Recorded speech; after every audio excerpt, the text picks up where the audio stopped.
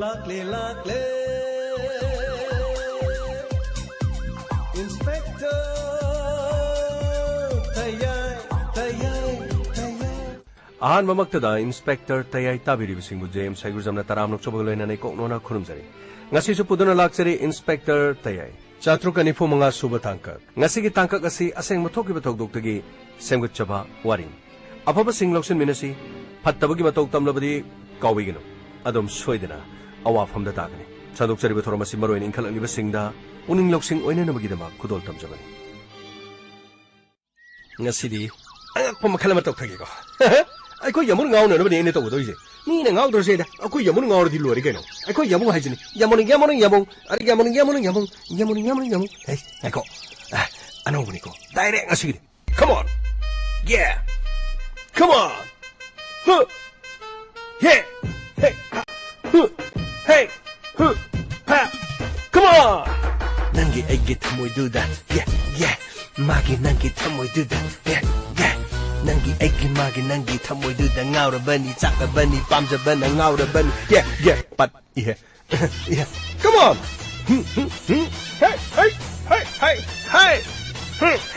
hey stige nungai ba kari leni kwadi nungai ba diko nikai ba 디 누가이브 까림 잘리게 니카이리 뭐 미싱으로드네 뿌나막 싱어도 막하게 타모이들 로인에 따라버니 니카이리 뭐 에이디고 짜이다 오이바 가라이자 가자마 레이티 에이씨 떠우리 시우고 여보 시네 슬로모션 예 밤새루바 묵시루바 거이다루바 나우제루바 타모이드다 come on nangi egi nuksibada ngawrabani nuksibana pamjaraba nangi nanak nui napan yadre sorry come on yabo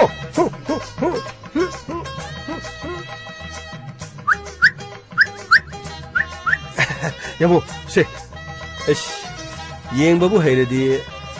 mit yam najani da nang tawridu kari no me yamo se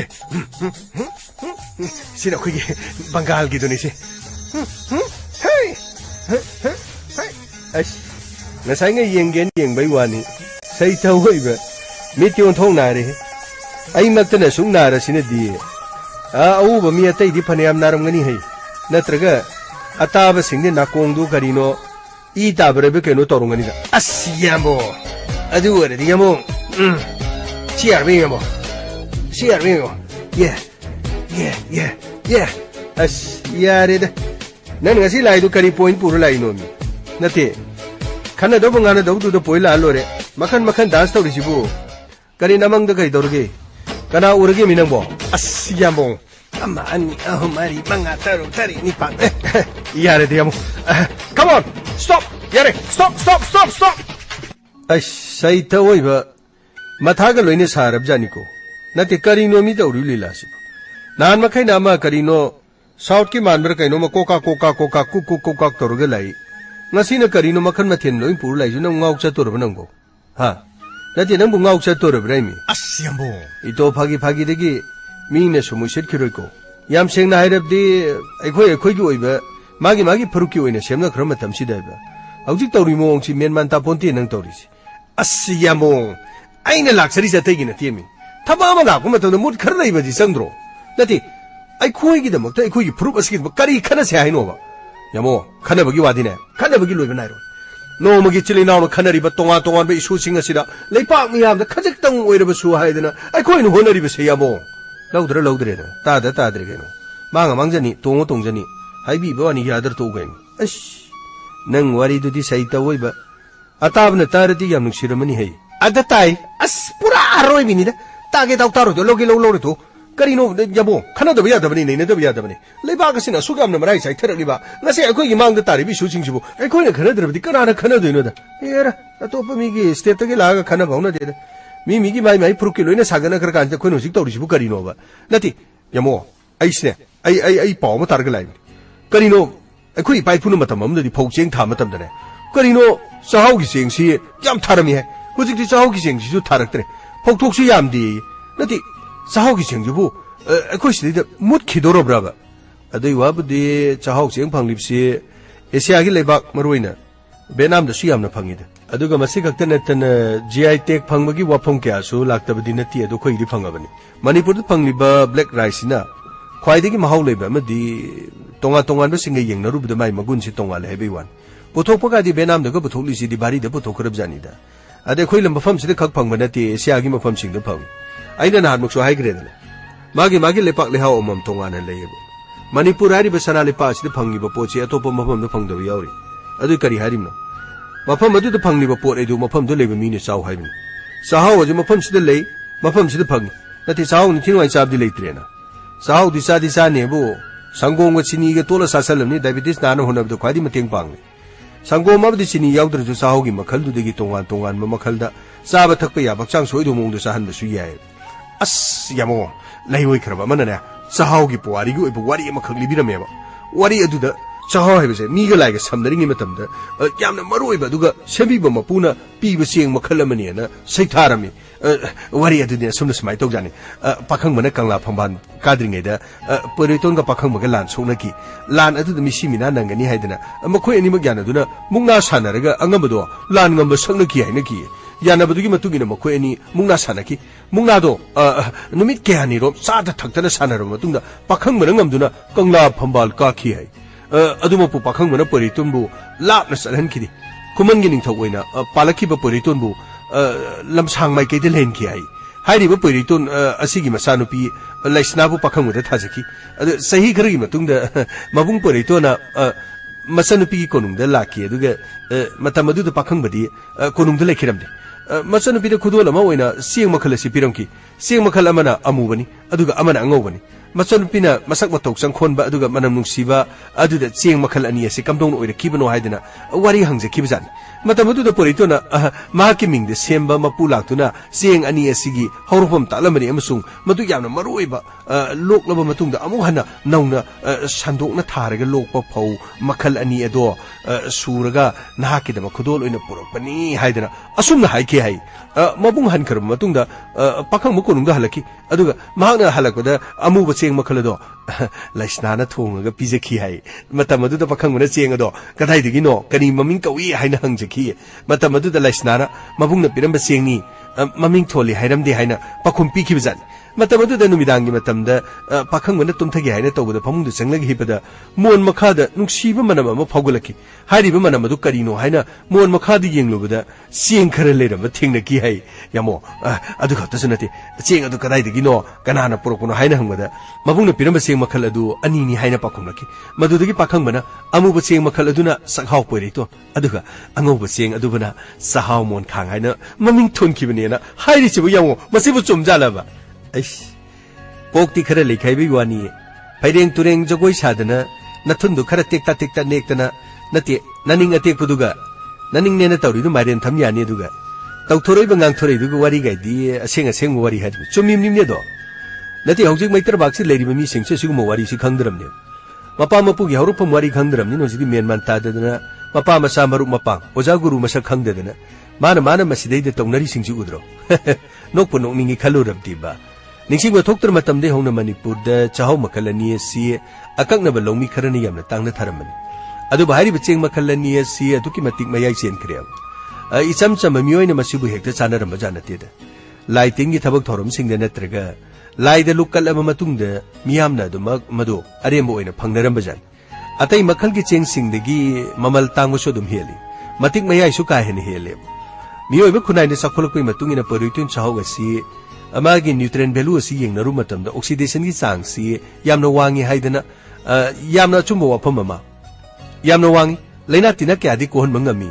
अदुगुम अफब मसा क्यासु यावेना हाइबा खंग ngमख्रिमि यामना यामबा सांग नतब खरा ओइरगदि diabetes तौब मीनसु अदुम चाबदा यामना कानेयना अदुम लौनरिम हौजिक त्यासिगुम मखलगी चेंग मखलसी मालेंगी मफम क्यामरुमदा पामसु हेंगनरगि ब्लैक राइस हाइबदि अमुबा चेंग हाइतारे मखल असि साउथ एशिया की लेबा खरदसु दुम फंगी मफम सिंग अदुदसु चेंग सिंग सिगी ममलसे अदुम वांग अदुमपु मणिपुर द परिटोन चाहाव अमसुंग चाहाव मोनखांग असि अतैदिगी टॉप मनम अमा अदुगा महाउ लेबो ओइना तौइ असुमना सही क्यागी मतुंगदा इंग कुमजा लिसिंग अनिगा तरागा तरेट हाइबदि 2017 की दिसंबर की तांग 16 मणिपुर की चाहाव असिगी GI टेक फंगदुना मालेमदा टॉप मतिक मयाई चेन चेंग मखल मने सखंबी क्रेदना अस यबो मधुकी खलोर यम चौथोक चनिंगनी को सही तओइबा पूरा अरोइबिनी अखोई पाइपुजिंग सही तओइबा अदुई वाबदी हारिबा चेंग मखल असि मणिपुर की लेहाउद थाबद यामना पक्नब अदुगा जीआई टेक फंगलब चेंग सिंग असिगी मतिक मयाई अमा फावबो मांगंदना मणिपुर द पाक्सन थारगदी लौमी सिंग द एहन बसेनफम कया मरुम लाखपंग गदोरिम हौजिक ते खोई की लोकल की चेंग सिंग असि हौजिक ते खोई की लोकल की चेंग सिंग असि खतना मसीद मियेंग थमलग लायरब कोन बदिंग ngam लायरब कोन गे हाइप तारगदी सेल यामना फंगब मखल की फौ अदुगा मक्सिगी मखल मखल जी पुथोक ताबने हारिब सेल यामना फंगब जे आबद सिंगी मनुंग चेंग मखल हारगदी महौसागी लायरमिने खुद खुदोल ओइना पिरंबा मसे खुने निंगसिंग बि याय मणिपुर चाहौ थाबगी हो म सेंगुरपगी तंगाई फदब लई थागदुर बि चाहौ अदुसु ऑर्गेनिक ओइबा मोंगदा अदुगा ममल काना मालेंग लेबाक सिंदी योनबद खुदोंग चाहनगदोरिम अदुगा ममल काना मालेंग लेबाक सिंदी योनबद खुदोंग चाहनगने मणिपुर मतिक मयाई चेन चाहौ थारगदी स्टेट असगी खुंगंगी सेमिलोन चाखन मंगमगनी असिदे चुम्बो वाफम मसिना अवनब मणिपुर म पुरकदा यामना मतेंग पांगदोरिमने अस यामो अदुनी ननावना गसी पुजरलिबो पॉइंट से चाहौ की मतंग चाहौ असिना मयामना परितोन चाहौ मोन खा मेन मन तापोंती मयामना मसलिदब मखल अनि लेई खोली गाय कयादा नुक्सिगिर बुआरी नो यामो आइने सुम तारो कांदा मसिदि खंगन बने चुमरा अखोई मियाम पुरमन खंगदन लेरि सिंगे खंगन बर चुमरे ने टॉपिक सु पुरु लाक्छ बय वानी खंगदन दुम लेरब वानी अदु नंगना हौदोरं थुर मयाम दम खंगलिसि फरे अखंगबन खंगलसु खंगदब यावबं गैदि लोइंग फरेदना अस यामो सही तवय पोरा अरोइबिनी अस लोइरे अरोबि खुआई गाजु मखन मखनी नंग तबिदो अदोरब दैजु हाइ तारेने अद ताई यारब्रसे अस यामो करिनु खंगे सही तवय पूरा अरोइबिनी इमागी बुंगो मतमनगा फतबनिना नंगना चटकदोरिबा मफम असे अखोइगी लेरिबा खुंगंग असि नतेको नंगना चटकदोरिबदु मीगी लमने हाइबा काउगनुको इमा करिगिनो इमाना नचादा ताकपिरिदुबो अइबु यामनो ओक्तबा मी अमरने अदुगी नति यंगानबा इमानने नंगी नतौ तबु येंगगा लेजरिबन येंगोय नंगना करी करी फत्तनुंगदा थोकनी हाइदना इमान वारी बसती नंग खंगद्री ने कोई माजी पुरा इमा करी नो मी अदमाइना पुनी चोंथल लेदी कमाय यादोइनो इंगो मतमसे यामना फत्रबने इसु खंगी अदु इमा अइना लांद्रग लोय अइना काइबे चत्रग लोयरी अदुदगी हेनबा करी लेरिगे अदुबदी फरेसे अदो नंगबो करम खांदा मुग लाक्तोइनो ए चटपौ चत्री नते चटके न थोरक पदंगारी चटप थोरक नुमिसिदा लाकपगिरब इमानमु इमा से अदमाइना सोंथलेदि यार इमा चाना हिंगिबा पुंसी से मीनि हिंगनरिबा पुंसी असदगी ख्वाइदि अवाबा हाइबदो हौजिकति छुबनोंबा मसिना तने खोइगे तोपो पाइ मत लेत्रिम अदुबो खोइ सि खुंगंगसदि खोइना करि सुरगा करि चागनि इमा मतम खरदंगने ऐ भरानी खंगदि कैनि खंगदि अमदा लेरकी अदुगा ऐ सोइदनमकि नैमा अंगम खर सुरगने ऐ सोइदनमकि इमुंगदा पैसा थारकनि अदुगा इमा नसा माइ पाक्चरकी ऐ चलुखिगे इमा नकोक फाव चिकन मतम पुनमक्ता मि कोक थोंगबदा ओयो चलो मीगी मफमदने लानबे यादिको मीगी मफमदा कायबे यादि नंग इमाना नंग लाप खौरांग नंगाइदुना लेरि हाइबा काउगनुको इमा अदमाइना तौरदि चटपंगमदौ माद्रे ओइ कानबा कैनो होसिबोक चत्रिबो रादि आंगन चनेन हाइदाइनि कैनो होसिबोक चत्रिदु कमाइ तोइनो चलगदबनि अखोइ मासे आइबु नुसिदना दुम स्वाइद सोंदना लेरि चटपोक चत्रि करि नुमिता हलक्तोइनो ना हाइबा अस इदे कैसु तौरोइदा अखोइना बोने खुंगंगना सुम लेबगी याम लाप मानबै वानी सुम लेखरदि कैनो नोमनिनि द दुम चिचा लाक्चनिदा इने अदमाइ तौले हेदि यारोइदा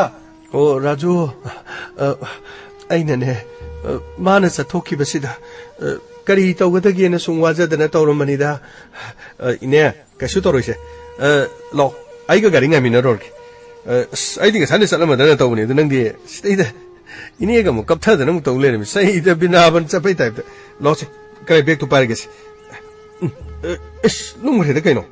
नते साइसिंग थोंगो बेक्स लोय हापचल जानो नंग तैसिबो अदुगी नते मना मसिंग के खरा यावनी होरे नादा के थेंद पोट लेना दनबा अस दोगबनी नंगी थबक सिजोबा दो ने आइने असाइबक दल थिबिर मकिसे गाड़ी तो हेक तोंद्रि फावबा इसांगा लागेसे इबुंग राजो असाइबक दंने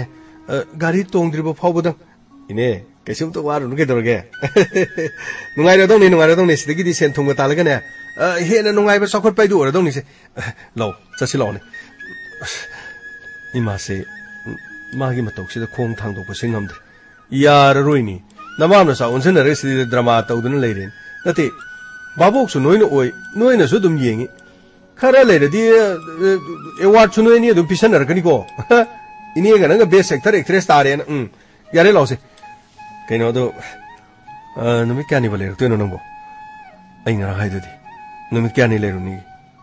मतम खरदि सेन ताला तालागा आइसो हिंदे यादबनी न तौदबदि यादेदना ओ यारे यारे से काउगिनुको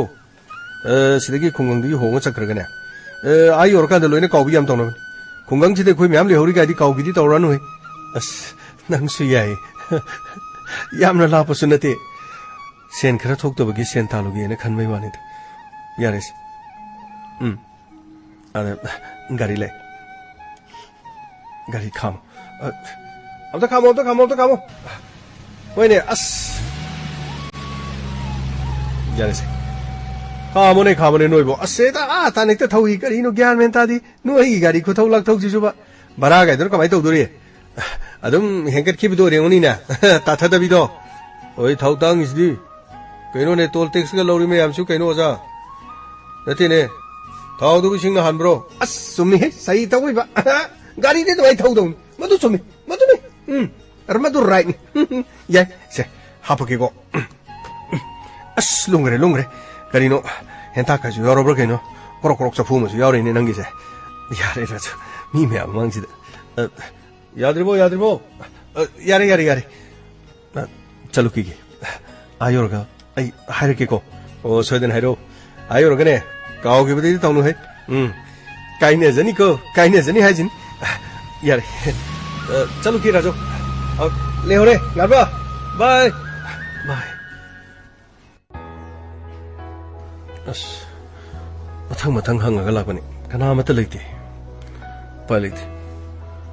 सिगी यमसिबो आइबो चंगागा हंगसिरा मखोइगिसिदि भारागा सानबदि मानदेदा अस युमसिसु नुंगाइ फबा माले भारा हंगोरगा अमदि थीना ngange सियमो ngangatana मोइगिसि हंगदि हंगके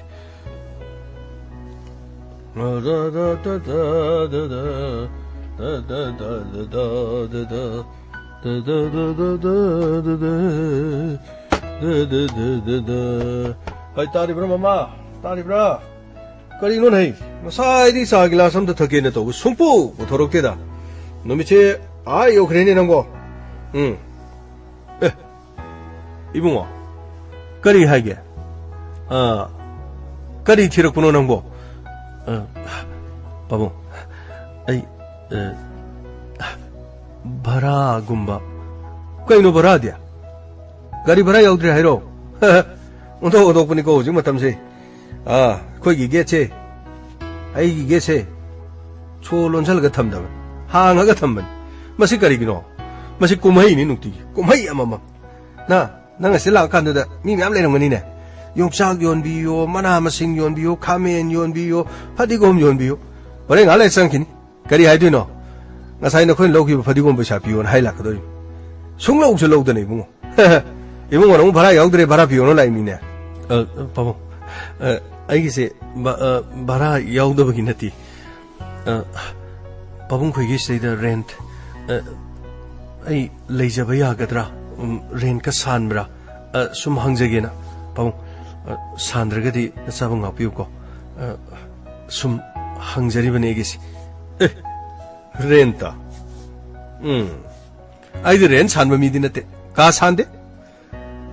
लेबगी वाबुदि नंग हेक चंगि बसि गेटसि मथक्सि लेबदि याय सादि याम साब फेनला अमता याउदी एसीरा अमता लेती मसीदने अइना असि कथेन मयाने न मी खरा लाई मी सिंगदुनने आदु का भरा आदु तौबदा तौब लारिक तमगी लेबगी लेफम लेतबगी नि आदु तौबैने दा तौबैन खरा लेरकांदने भरा पीब ngamdien sakkiugumba खरा न साई लेब ngamdi फेन याउदे एसी लेतेन अदुगा खरा नने सोरोक मयानी यामना लांगी मसीदा लेरगे लारिक पाबा यादे अदु तौदियन उपाय लेते मदगी देना मसीदी काना पोंतेन इहांग हांगलगने सीट नाने एक थमथोकपनिदना बरा सानदना साबा मिदुदी आई यदुमा मिदि नथेदो पाबो आई कासे फनेम थी जरूर असगी थंगनबमदसो हंगुरे कैदोबगी कोई का बरा सालगे चादोइनो याम थीन ngangasu tanthore पाबो करिमत आई सौजर अद पाबो यारगदी आई सेल थुमगुमा खरा फंगकांदा पाबो आइना फेन मचा मतंग सुम लेरगा थमजब पाबो फेन दो आइना सुम लेजबदनिको अदुगुमदु यागद्रा पाबो मईगी बिल दुदी बुंगो फरकतान नंगना लेगे हारगने बुंगो बैटरी गुमा करिगुमा सोलार मचा म तोरगने युम मथक द थांकलगा अदु तौबो यारोइद्रो फेन दो उंसनदना तोरो मईदु मयाम नंगना साथोदी बुंगो नंगना लेगे तो भरा जे रुपा 10,000 लौरुदी याब नथिदो हौजिक द भरा हाइसिदी याम द्रब 2,500 नि नथ्रो नत्र 3,000 सिने बसिदी लोइद तौनरिबा ngaktan इबुंगो अदु आइदी भरा साला साबा मिदि नथि नंगना खंगदौदी पाबुंगना भरा सालगा चाहे जबनथि यारगदी पाबुं नचाबा नुक्सिबियो आई यामना नाथै चादबा इमुंग मदगिनि सिदगी आई थबै ngang खरा सुजरगा सेल थुम खरा तांजगेना तौबनि युमदा इमागा इगदा लेजबनि पाउ यारगदी पाउ आई बुमता नुक्सिबियो आई मतम खरदंग वरसु लेजगी पाबुं था तरु मधु खतंग हानवगी लेजगी मधुदा पाबुंगना पेंबिरगदा इमा खाताना लेजगी यादरगना पाबुं आई पाबुंगना मतम अमा लेपियो मतम खरदंग पिबियो आई अतोप मफम थिगदबसु हौजिसे खुदोंग याम चादे पाउ ngasi nongmagi amu ai kaje mathang thi leradi ai nga sayuk tagi thirapda awaba mo oirabani pabu nangi thamoi sengba nangna hairiba moong mata odu dadi ai bu nang thammasirane pare mathakine asigi kasi urabra se asangma se phalang asangma thai je asigi site atai asidi pot chai thamnaba ngaktani ko season nadrabo pu kangdhola duga pot chai leiba ngaktani सोलोन में गाक्तन असिगी मथक सिदी से सो सिदा ले सी सो जे पायो से पाउ यम नुगाजरे पाउ थक पचाबा निसा Pusa अदुगा सिदे Oraon थरावबा नुमिदांग then हंजलकपा मधुमदी याबा ngमoi कोइबुंगो मधुदी मथंगी नुमित्ते हेक्ता आओ आइदी मी बुंगा छम पायरगने लाखन इन बाइदु दैदी पामदे आइना पामजदब थब खरदी बुंगो मधु निशा चाबसिन मसिंग मतंगदी लेबे याद्रेको पाबु आई अदुगुमा निशा करिगुमा मता साजदी मधु ngaktaनिको आन हाइबददी दुगा लेरा कांददी माना थोकपा सेंगो मचुदो थोंगना रखपा ngaktan आई बुंगो नने थमोइबु सेंगलबदी था तरुक तनति सही में लेबदा करिसु काइबे नतेदा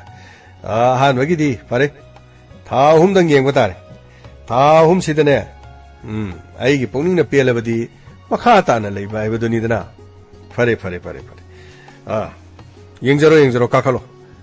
सिट नानबनी मफमदो अदुबने सोरोंग मपानी उफुंदी खरा पाइसलंगनी यानी पाउ आई येंजरके ओहो वारा पादो हेरो को हे आइदी काउइन हे इबुंगो था अमगी एडवांस थी हाना पिदबे यारो नंगनो होरेन फट मथक्ते कुमधरागा नपोना से योम सेन ग्रदी हा था फादरिंगे दे सेन ग्रदी कमदोबा अदुनने आहान म थागी पेसादी अइंगोंद पिरोने को अइने का भरा सालगे चाबा मिनति कुंजरा जेजी मिनने भरा जी सालगे चाबा मानगिन अइदबु सुम सोरोक मया सिदा लेबदगी तंगाय फदनने लंबी मपान अदुआइदो लम हांगेदना इन सुम येंगेना तौरुबै वान पैसा दुदि हाना पिरोने Sida leisure pong. Pong kaya. Ay nga sayna high green. Lupa lising na niya na yun. Nung high grade di. Hoy pong. Pong siya. Yare. Nang na. Mafam sida leibada hainadra basune. Hainade haidan hairakadabani. Adugane. Tumin chen kibo kol kibidi yaro. Pochai pubada kari pui kholi yengadoribani ko. Oi, aduga ai haige. Nangi paisa sidi nang namarak ta chen gradi. Nang paisa sidi du mangjagani ko. Madu de ngonda hairak pa yaroi ko. Phani pho. Ai aduguma kari mata haijaroi. Pare. Na.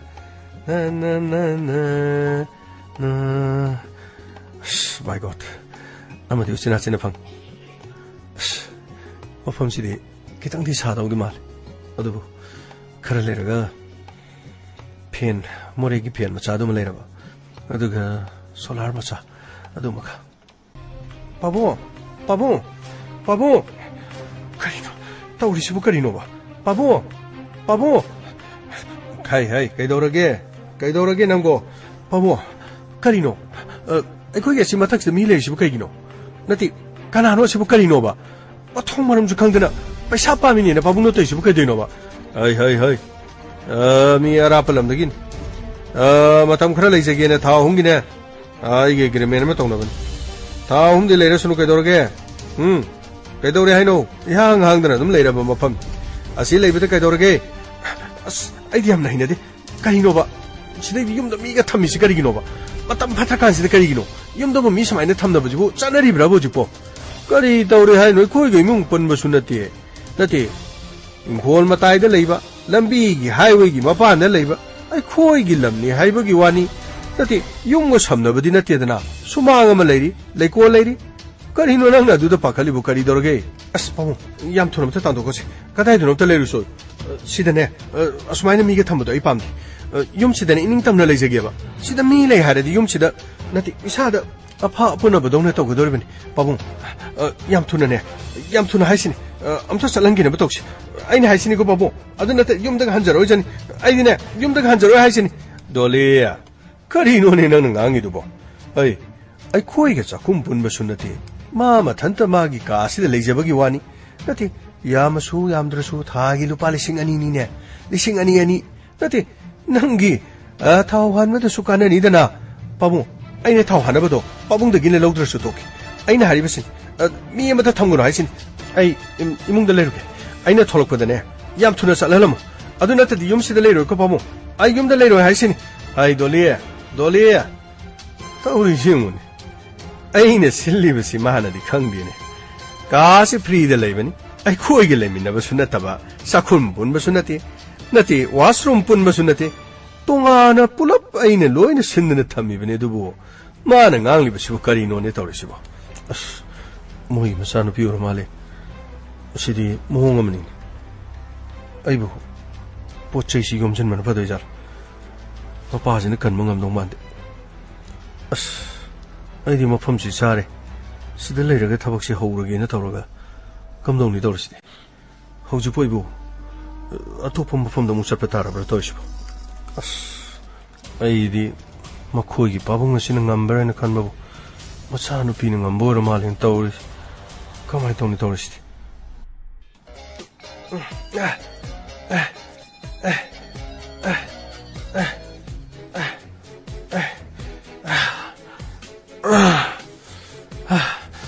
Ware, besar lagi. Pabo, karino. Ada lepas yang itu karino ba. Ay, nang nadi. Aside no pa masa si tanto ko na nang. Ay ngon di pangkan kan hari. Ngarang di. Nanga iga ngang ba do masu hai pe tabra kaino. Kiruk mahi mo ngasi. Nang bu de kira bar kanom tawine. Anga ngasi mapan phau bi thok tholok tren. Hauji ayuk ngan na hogalaga. Thabak ne na sarkidori. Ore no midang waram phat amuk lakadori. Madagi di kok toro karino. Sai sing khare ta thongi. Madagi charaga no midang su lei haiba su khangde. Lei te haiba su khangde mawa ma pau su ta di. Kasi da mai masa ma tak na thama si numidang thenglap tawbo thalamaga dagi di tak lawn muthat ki कुमथरक्पसु उदे काखटखिबसु उदे अइना मुन्ने येंगबदा मथौ मसक खंगबा मिदि माले नंगनदि yum मसिदगी तांथोखो नंगना लावबदा पबुंदी यामना मुन्ने येंबिरमी तुमदबा मखै थोनावदा थांखलगा मा कैदौरी मई मुथतब्रा मई थानब्रा चाक थोंब्रा करी थबक सुबा चली नथि अखोय पाबुंसिबु नुपासिना करी सेमजनख्रगे नुपासिना पाबुंसे सेमजनख्रब्राबा अइना खोइदौ सावगबा नुमितने अइना हाइसिन खोइदौ सावगबा नुमित अइना काखलगा तपताइना फुरगने मपो मसैसे मखादा लोइना लंगथोगा अइना ने मंगक समजु पाइरगा अइना gate की वांगबदे इनबा सोइद्रबन मदो पाबुंना मदु नेरबा ngairido हई मदु याबा नतिन मी थबक इंगांग सुजबगिनेना लाई अखोइदा करी अपनबा पिरगेने हा अखोइदाबु करी अपनबा पिरगे नंग जिजुबा अइना पोकपनि हाइदि नंगसु मानखिद्रे नमा लौइने को नमा लौइ यारे सपौ इमागा दुगा दा इंगोदा करी माइबिरकनु अइगी इमागा कराइदा मानगे मीना हारिनि दोलीदि मपा कुंजरास मानबगी मसक फजबनी ममा मालमदी फजरोइने मीना हाइनरिसिदि मधुदी चुमिदना हे मधुदी असेंगु वानिने नंगी नमादी फजखरबजान नंगी नमारा फजबसक्सिदि येंगु है कया फजै हाइबबुने ओ अइबुने हुनदना ngang नपाना चाना वारी सानबदो अदुम सानबियो अइगादि पक्सनबिरानुको अइखोइदिने सक यामना थिजैये सक फजबसिंगना वारी सानबदने अथीबा कोइ पनबिरिदुबु चिन्दु थिजलोइद्रो सक फजबसिंगदि फजब सानबियु करिनो नते सकतु थिजलोइद्रो सक थिबै कोइ पनबगी त नमाना ngangiसु उरेदना इसादि अइ लौबगी फजबा हाइबदन ओइ अइगी मोंग लौने मिनुंग सिखरा चाउने नंगबो तसु नतबदब थमोइ पिक्सन बसिना नंगी नमासि मालेना इन हारिदो मदनिको मोइ पाबु अइदि सक थिजबनिनने मीगी मिवा ngangnabasune अइदि संजदबा अइदिने थबक यामना चिन्जै इमुंग मनुंगी थबक कोका होनजबसिदने अइदि मसिदैदा मतमसि कोनजरिबने अइबो मु पक्सिन्द्रबसुने नपाना चाना वारी सानबदुदा यारगदि अइ याहोन बिगनो करिनोने ममा नंग याउदबा याब्राने अइखोय अहुम खग इमुंग सिद लैबदा कना मचि थरग वारी सानगदौरिगे नंगसु याउगदबा नंग याउद्रबदि करिनोने येंगो नसा नुपीसिना आदा लैरिबा ngan ba haiba थबक सु यामना कल अयु गन होगलगा थबक चटखरगा मसिदे मी हिंगबा ngamnaba no honajari हौजि फावबदे इन था अहुम हाइबनि येंगबा तारिदना मसिदे नंगिना सानु पिने हेक्ते यंगने महागे कंथि सिदिबा अंगकपनि हाइमा लैबु लैरमद्रिन हे कदाइदे सखरे हिरु जब संगम तारे हाइ मामा करी इंसांग थोंदोरिए नंगबो करी इंसांग थोंदोरिगे यारेदा अइंगोंदा मता हंबिरकन sak fajaba mapam chaga wari adum sanabiu akhodi sakthi binine ne asa injang haibado akhodi sakthi jabani na hawroi do yare da mama yare da kari no ne nang ngang ni do ba ai fajaba thiba haiba lebra ne thamoi ni yara di ya ba natro ai gi thamoi ne nang bu ya ba na yum masida suk kuira ba sile minari ba natra ne nasa no pile shabi phajalaban sum panghai haibani da ngahak nok se na nang bu nungai trabara ne याइदा कैसु काइदेदा मपोक थिने पोलुबनिने ने थिबै खोइदे दुम खांजगे अखोइदिने अदुम खांजगे हारिबसिनी है फागी तौबनी हारे नंग सिसु सही तहोइबा ने नसानु पिगे मोंग हेक मालादन अस मसानु पि नि लैरेन अस ai प्रभाव चलाउन फदौ माले सि मुंजे तौरी मोंगसे संगे सोसम तो संगे कुमदारका मोइ मसानो पिजस लेरे होय अमुक्तंगाइको अइबु नंगोंदा नतदि कनादनो नंग मी नत्रो नंगबु हुइरो नंगोंदा ने हाइजे अमुक्तंगाइको करी हाबिदोबो से करी हाबिदोबो गाइन नंगलो ngan हाइजा अखोगी मुंगसे नंगना थौने स्पेशल होइना खलगा लाइरा नत्रगा परियंग सिदे लेबे युम खुदिंग मक्सिदा असवाइदा रेन में हम लेबने अदा लेतदना नंगना अखोइगी निंथि नुंगाइना रेन सो सांतोक नतबा अखोइ पाबुंगसिनाने सिकी अनादा याम कुप्पा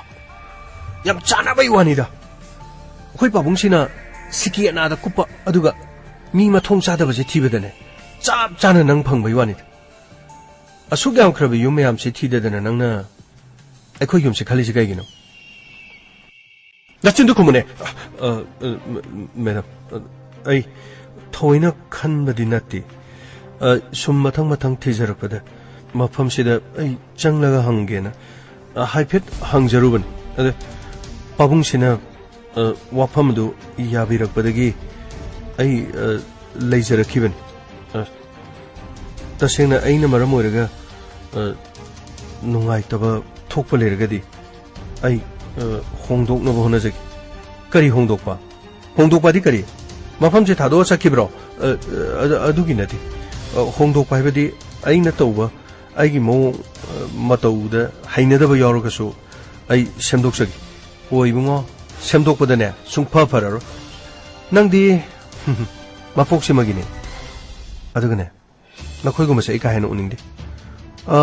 वखलदसुने पुनिंगसे डाइवर्ट तौई अखोइदि अफबा नुंगाइबा अदुगा याम सेंना हारदिने अखोइगी मंगलानसे ड्रीमसे यामना चावै नखोइगुम उरगने सोन्थगे तौई अदुना आइदि अमोना युमसिदा नंगबु मखाताना लेबा पामथि नंगना पैसा क्यानो नंगना पमुंगदा पिसंगिबे बासतो आई हंतोकी अदुगने नपोनेसे लोइनि गमसेलो याम थोना चनबतो मता मांगन आइना हाइसिंगोदा लाना लोगन आई तसेना हाइनदि नखोइगुमसे आई तसेंना हाइनदि हाइसिन हरबिनुको अतोप मफम अमयो अखोइ रेंट सालगने मदुदगी लाको पैसादुना खै कैसु हिंगदि अखोइ हिंगनबगी दम खै पाबुंगी इनकम दो मरांग काइना लई अदुगा मफम असदा पाबुंगदना मो थेम तोरगने सिकी अनादा लुपा यांखै चाम चनी मदुदने पाबुंगबु सुमनो होनबिगनो वरबु यादे नपोने से पुथोपिरो खर्चुनो पुथोपिरो फनी ए लोकथोक चरुकी ऐ लोकथोक चगेगा नते ताप पाइरगने मथक्तगी मखादा छक थादरो मतम हांगनो नंगी सेथि सगाई खरदो पुथोक पुसिन तौबदा मतम हांगनो अखोइदि मतम संगदि करिनो माहे जामनि काई खंद्रिदुबो नहानदा इमुंसदि ngurum ngangnari khang यादे खंगरि कोक्सर खो याद्रो युमसे नखोइगुमगे लेफम नति नखोइगुमगे दि आदा थिरुसु यामना लेबने नखोइगुम लेफम आइने थोलकदने पोचैदो लोइना मलक थबो लोरंगदम अदुगु मफमसे थादो सखिगदम आइबु फतेन हाइगनो नहानदि हाइबबो निथि नुमाइना मतसु इनदे आइने यादे सिपुनमक्से अखोइ पाबुंगना पुनमक थोलिबा ससलो हाइसनि आइना साइना हाइ होइदा केदौरदेन यादरदि केदौरने चटपा ताबन कदाइ चक्रे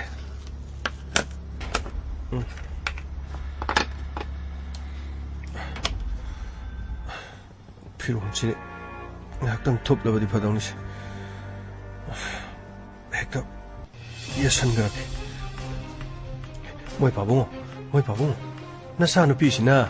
agi mamang de leriba nupa masa sida sakro hairabra kaino nupa masa si phiron ga yomaga kumdare ni moi pabungo ha kara imai masi soidana toroma tare nupa masa si pose loino yom loin para komen he hai dole Karino, paru de lebra mabo. Is, masih kamdong. Mangon na karisu so hai benati. Ay na masih deda. Miya makag baraka kabuk santok to na thamba sibu. Mana yung masih na suyam na lehening di sibu. No pasi na mangon na karito uro banome. Mana as, untuk panito ko. Hey dole. Hey ngako. Hey bungo, ngan ba tong ngako. Pong. Ay thoksaru ke pong. Hey ngako ne. करी तौरगे नंगबो तति नंगना परपप थोइसिबु करी गिनोमि नंगबो पाउ इसानुपिना लेहिनिंगद्रब माले फौजी मा थोलपद लेरंगनो न हाय अदुकिनि हाय दोलिए कइगिनो पाबु न eco गौरिसि कइगिनो बा नति नुपासिग पाबुंग करी मरि थोनगेबा आइना हाइनदि लेहेंगनो न हायब नत्रो हायमा नंग ना हिनदि हायबदुबु नुपासिना नंगोंदा करी तौरगे मि आइना ने ꯑꯩꯅꯅꯦ ꯌꯨꯝꯁꯤꯗꯅꯦ ꯍꯪꯒꯠꯅꯗ ꯊꯕꯛ ꯏꯪꯈꯥꯡ ꯆꯠꯂꯁꯨ ꯃꯥꯅ ꯃꯊꯛꯇꯒꯤꯅꯦ ꯃꯃꯤꯠꯁꯦ ꯆꯐꯨꯃꯨꯛ ꯂꯥꯎꯊꯣꯛꯑꯒ ꯃꯃꯤꯠꯇꯨ ꯁꯨꯃꯥꯏꯅ ꯆꯐꯨꯃꯨꯛ ꯂꯥꯎꯊꯣꯛ ꯑꯩꯉꯣꯟꯗ ꯑꯃꯨꯟꯅ ꯌꯦꯡꯉꯦ ꯑꯩ ꯌꯥꯝ ꯍꯩꯅꯗꯦ ꯍꯥꯏꯁꯤꯅꯤ ꯌꯥꯝ ꯊꯨꯅ ꯆꯠꯂꯪꯈ꯭ꯔꯣ ꯍꯩ ꯅꯪ ꯆꯠꯀꯦꯔꯥ ꯆꯠꯂꯣꯏꯔꯥ ꯅꯪ ꯆꯠꯀꯦꯔꯥ ꯆꯠꯂꯣꯏꯔꯥ ꯇꯧꯔꯤꯅꯦ ꯗꯣꯏꯅꯦ ꯅꯪꯕꯨ ꯉꯥꯏꯈꯣꯅꯦ ꯁꯦ ꯑꯩ ꯍꯥꯏꯒꯦꯁꯦ ꯅꯪꯅ ꯍꯩꯅꯗꯕ ꯄꯨꯝꯕꯗꯣ 이빠다 하요. 이빠다 로이나 하요. 아이 마네. पैसा खरा लौसलुरे आइना पैसादो पिथोखिबदा करिसु काइबा लेते अदुबु आइना मंगोंदा था अहुमदि लैयो हाइदना आइना आइगी जोबान से हाइरुरेने से वाइगे वारसु वाना नंगना था अहुमदि खांग को था अहुम से लोइबगा मा मफम असिदगी सटखरसन अदुनाने आइ वाइगे नंगना मसि फावबदि या आइ सुमिंगोंदने मीगी ममांगदा सांग तागदोरे मपासी मसानुपिनि ngami हाइदना मीना हाइख्रन नंग था अहुमबौदि खांग अदुगा Ibungo nganba nang su mathakta kari leibado nasanupi si swai sida sathok sasin tawradi somda he nang khara maidu leisalan ai phaglong amane nangi kakhatpa mapasida ekta khanjalagi nang ne yenga podu somda udana ba nasanupi ne harau janana ba ko se karo se aina harisini se aina haido keba jobandine se madumadi nang su ilo nang madumadi ilo ko khangni na kayam kun yuma sida leiba ngami nang yeng tari dana no hai dole masi ge ngati na kakolo ngamba kakolo ai amta wari manung da changane ai wari amta saruki ge satke su yadaba leige su yadaba kari na tawdori khangdre thon waga dori da Lakle Inspector Tayay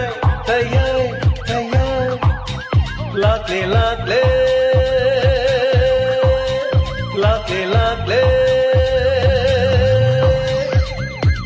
Inspector Tayay Uthanaba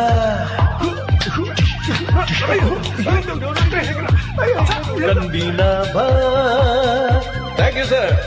Welcome. Uthanaba. Kanbinaba. Inspector.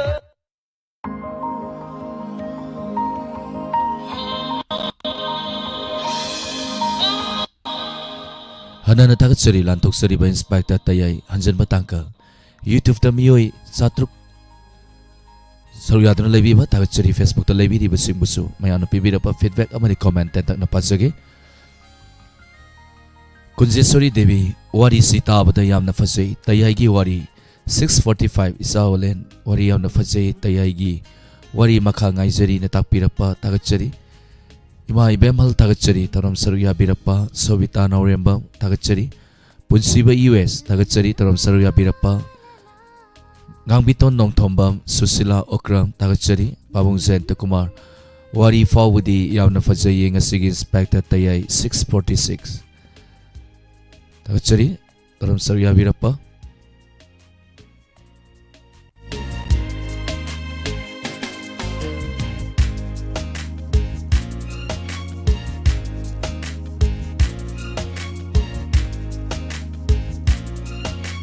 Susila Okram Sobita Nauremam Tagachari Taram Saruya Birapa Barjesori Tagal Chambam Tagachari Taram Saruya Birapa Wahembam Sobita Tagachari Taram Saruya Birapa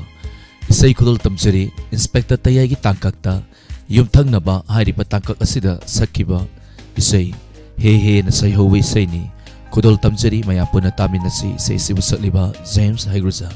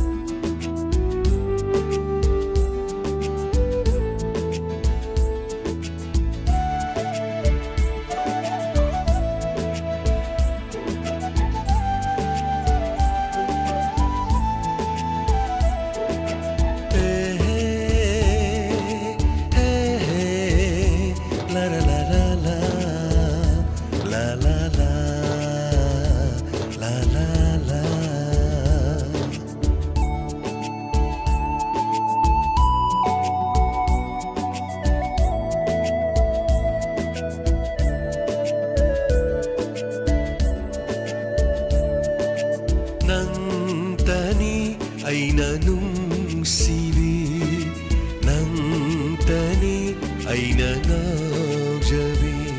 ꯅꯪꯅ ꯑꯩꯒꯤ ꯊꯋꯥꯏ ꯍꯛꯆꯥꯡꯅꯤ ꯅꯪꯅ ꯑꯩꯒꯤ ꯄꯨꯟꯁꯤ ꯈꯣꯡꯂꯣꯏꯅꯤ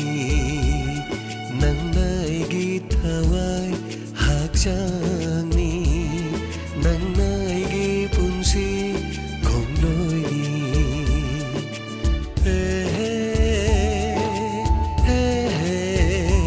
La la la la la la la la la la la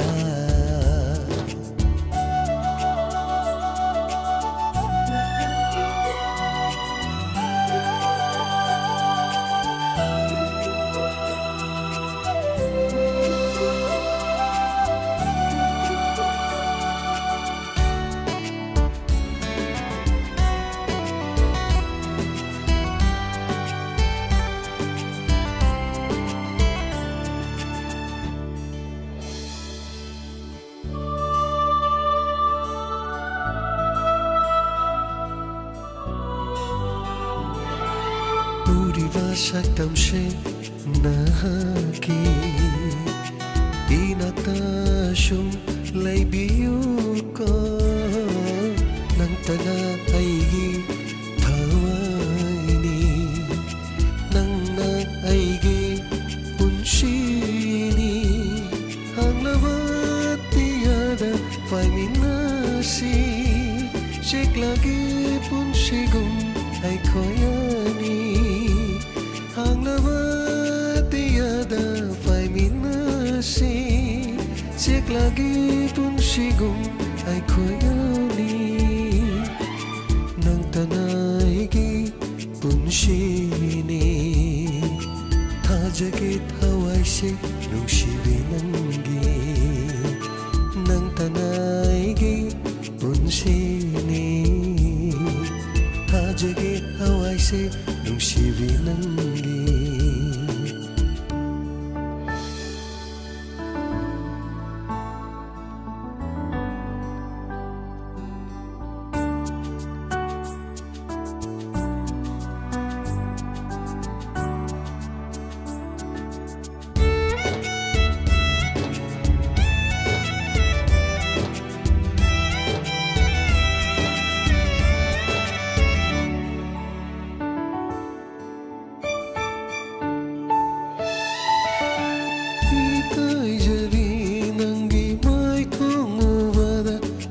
Masu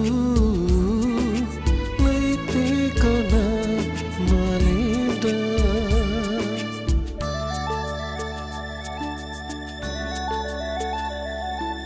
ikai jari nangi mai tongu wada taja masu leite kana malinda nang tana aigi punshini Hajagit hawai se nung sirinanggi Nang tana aigi punsini Hajagit hawai se nung sirinanggi Hey, hey, hey, la la la la la La la la, la la la La la la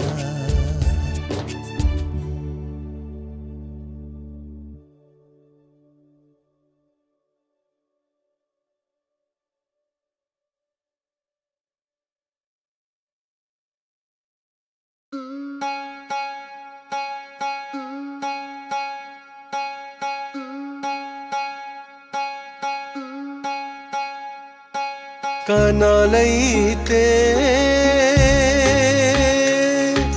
ai khoigi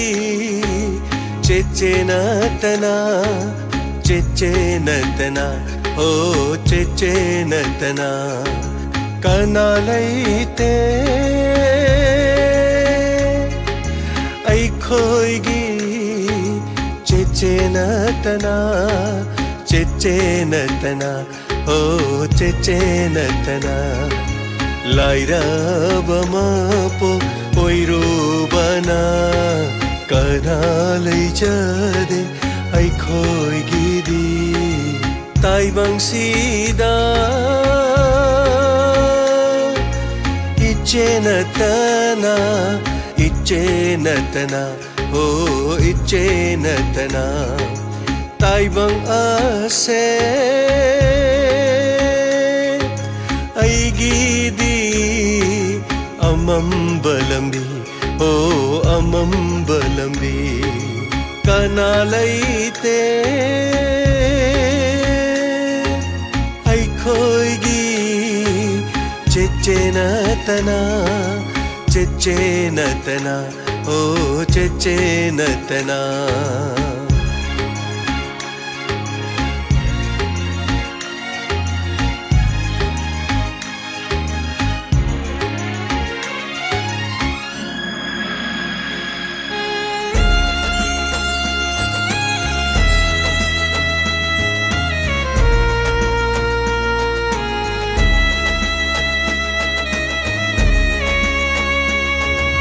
Chechena aigidi pumnamakni ima ipasyo pumnamakni nahagyaw draba aigi punsidi pumnamak aremba aigi punsini kanalaite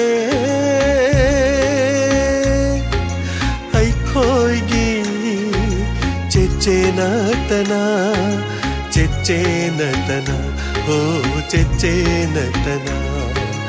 इच्चेनतना हो इच्चेनतना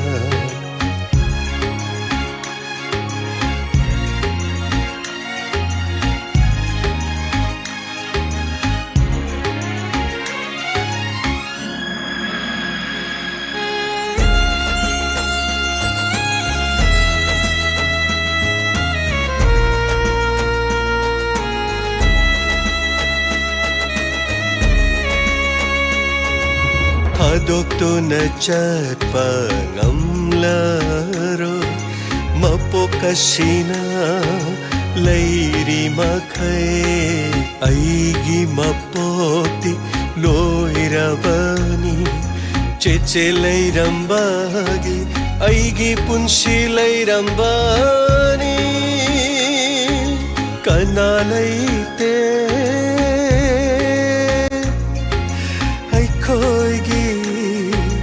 Chechenatana, icchenatana, oh icchenatana, chechenatana, oh icchenatana, chechenatana, oh icchenatana.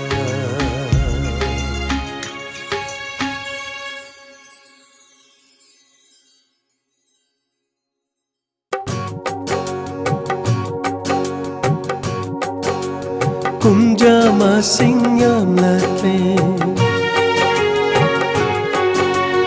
imagi sakam mukhidava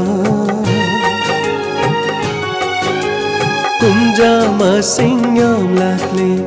imagi sakam mukhidava halakla roida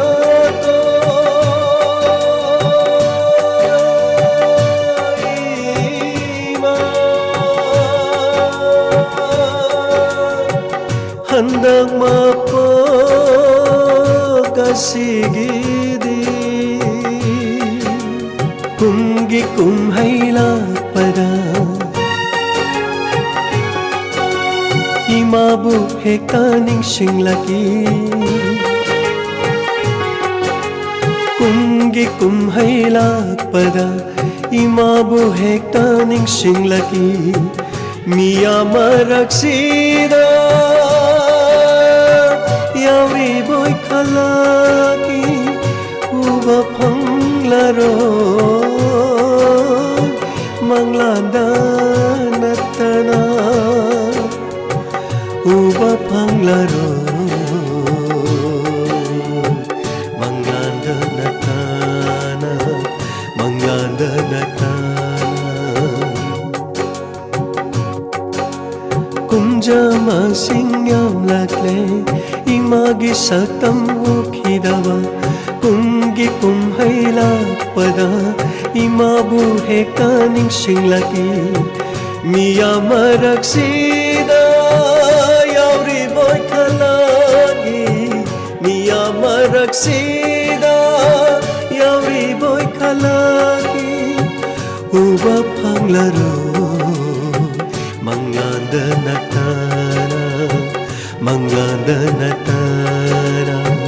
manganda natana manganda natana oh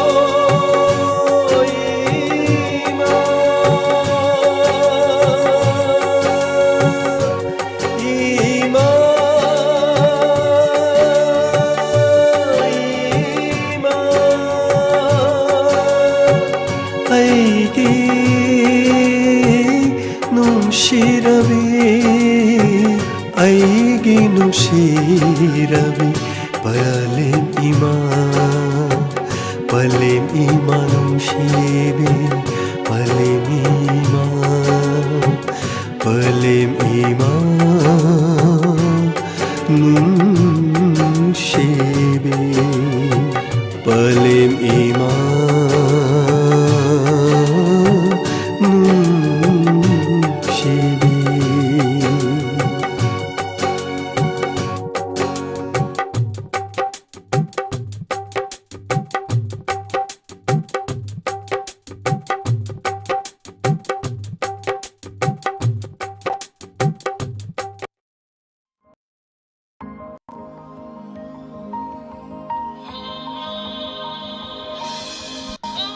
Hanana thagatsari lantoksariba Inspector Tayai Hanjan Batangkak tabiriba Tharam masugi makha tarakba YouTube amadi Facebook ta laibiriba singna mathangi next best ta lakpiyu entertainment program gidama 90.01 Hong Radio gi atenba break matang lausari mayam punamapu amukana khurumjari